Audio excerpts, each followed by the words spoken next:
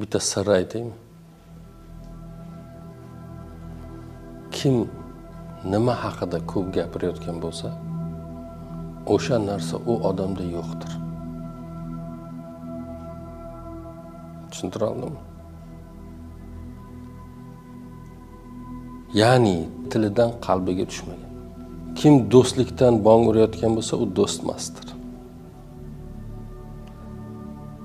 Kim muhabbatdan bong urayotgan bo'lsa, qalbida zarracha muhabbat yo'qdir.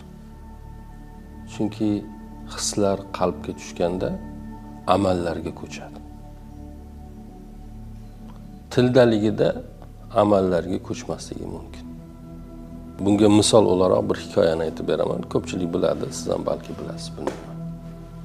Kunlardan bir kuni insonlardagi mehr, muhabbat, oqibat, sevgini sinab ko'rish uchun, test qilish uchun bugungi nima bilan aytganda hammalarini bir guruh odamlarni bir dasturxon boshiga taklif qilishibdi va dastalari uzun qoshiqlar qo'yishibdi dasturxonga, ya'ni darvesh qoshiqlari deyiladi. O'sha dastasi uzun qoshiqlarni qo'yishibdi.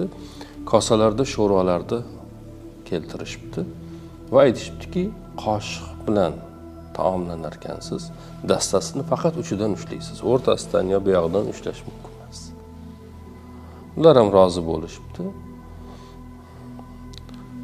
Qoshiqni dastasini uchidan ushlab sho'rvani olarmish-u, dastasi uzunligidan og'ziga olib kela olmasmish.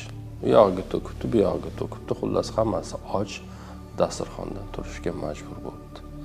Ikkinchi bir guruh odamlarni olib kelishibdi, ularga ham xuddi shu shartni aytishibdi, qoshiqlarni faqat dastasini uchidan ushlash mumkin. Odamlar o'tiribdi, qarasa dastasi juda uzun, o'zini og'ziga olib kela olmayapti. Qoshiqni olib do'stini og'ziga oldi. Do'sti bunga olib ketdi. Shunday qilib ular bir-birini ovqatlantirishdi. Bu qissadan nima hissa olamiz? Birinchisi, nega ular qiladi? Bular og'izda muhabbatdan, sadoqatdan, vafodan, oqibatdan, bilmam yana nimalardan bong urishardi-yu, u faqat tilda edi, qalbga tushmagandi. O'shaning uchun oddiy bir yechim topilish kerak bo'lgan joyda hammasi och ketdi. Ikkinchilarning rostdan ham bir-biriga muhabbati bor edi. Rostdan ham bir-biriga sadoqati, ishonchi bor edi.